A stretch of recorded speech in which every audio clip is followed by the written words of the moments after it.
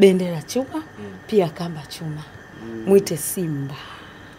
Kwa haraka hapo Zuchu, sabuni nyinyi na kule Zanzibar. Yaani na hiyo naweza nikasema msimtie kwenye vizaazaa mtoto wa watu. Hiyo naweza nikasema hata nikija kwako hivyo hivyo. Kwa huyu hivyo hivyo. Ni vile wewe unavyoona ni sawa kweli? Uone labda pengine anaweza kuwa anamuumiza Zuchu, apendi mwenendo ya mpenzi wake. Wajua kwenye mahusiano kuna mawili. Inawezekana mmoja anamuumiza mwenzie au wote wanaumizana. Ipo siku nitazungumza ya Zuchu. Urafiki wake na kina execute na mengineo. Ipo siku nitazungumza. Lakini kwa si mwanamuziki mwenzie. Ni urafiki mzuri au mbaya? Sasa umesema unafiki, unazungumzia unafiki. Urafiki. Ni urafiki mzuri au mbaya?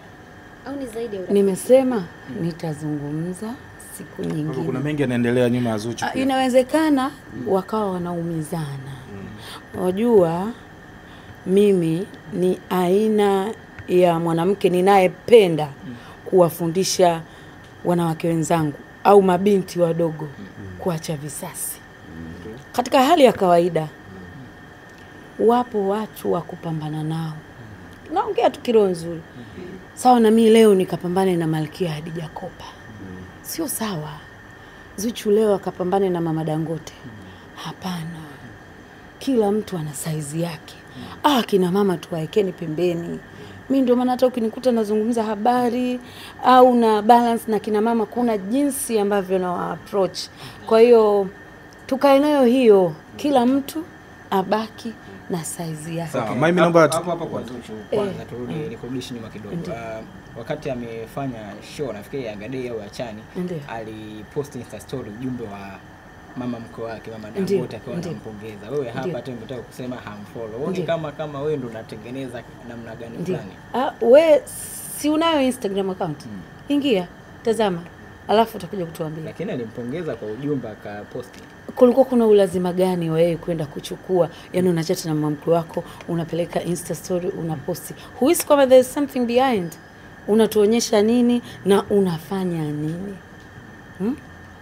Unatuonyesha mnachati WhatsApp lakini hutuonyeshi kwamba kuna mengineyo. Yaani tukijaribu sisi kutazama tujue mustakabali wako tunakukuta kuna mahali umepinda. Jamani, kumfollow mama mkwe wako ni vibaya? Sio vibaya. Kwani baada waelewani mpaka sasa hivi? Mimi naomba tutoke hapo kwa Zuchu na Diamond. Naomba tuje kwa Harmonize. Nimeona juzi ameachia wimbo wake unaitwa Kidedea. Ndio. Na mashabiki wengi sana wamereact kwa mwili wake mpya. Wanaona kama amenenepa sana. Hivi teki yako ni nini kwa hilo pia? September to remember. Harmonize inaweza kuwa ni afya. Anakula. Na wanasema mara nyingi watu stress, watu zinawanenepesha. Za kuwa labda amepata girlfriend amemtuliza, maana wengi wanatajwa kuwa naye. Inawezekana pia. Ina ile la Sanchoka ile sasa hivi na limetarada ndio. Ina ukweli juu ya hili. Ukweli upo na ukweli upi huo? Ukweli upo, inasemwa kwamba hawa watu wana mahusiano. Wacha. Kabisa inasema watu wana mahusiano. Harmonize ana ugonjwa gani na hao wanawake wenye maumbile makubwa? Anasikia raha inaonekana akiwa nao. Na ameshawahi kumuimba mpaka stage live. Raha ipi hiyo anaipata? Anapenda mwenyewe, anapenda watu wenye shape, anapenda na wanampendeza kwa sababu yeye kavimba juu, wenzao wamevimba chini. Lakini kuna watu wanasema anatafuta mbadala wa Kajala, bado hajaupata kabisa. Inawezekana kabisa. Wajua pengo la Kajala kuliziba kirahisi hivi. So mchezo. Na alipotoka historia yake na Kajala. So mchezo. Kwa hiyo mbio za kuziba pengo la Kajala kweli na kwa Sanchoka inaweza ikawa 70 kwa 100. Wanaendana unahisi pia kwa sababu inavyosemekana kwamba Harmonize ni moja kati ya wasanii ambao walikaa kwenye mahusiano na Kajala na uhusiano lao waliendana na akaingia katikati hapa kama uhusiano kama lilikuwa linashusha brand yake. Je, Sanchoka ataweza kucompete na Kajala? Sanchoka ataweza. Sanchoka aliyokutana nayo huko nyuma sio mchezo. Sanchoka unajua alikuwa mvaa juba na mpaka sasa yuko wazi ujue kuna kitu ambacho dunia imemkumbusha. Nini hasa kimemsibu? Wengine wanasema kwa sababu mumeo yuko jela na nini ndio maana karudi kuwa hivyo. Yanazungumzwa mengi lakini yamemfika. Yaliyomfika. Kwa hiyo kwa sasa anajipambania. Kiukweli namtakia kila laheri Sanchoka. Binti mzuri sana, binti mzuri. Unahisi kule kwenye majuba yalikuwa yampendezi ndio maana amerudi kwenye uchachuka huko?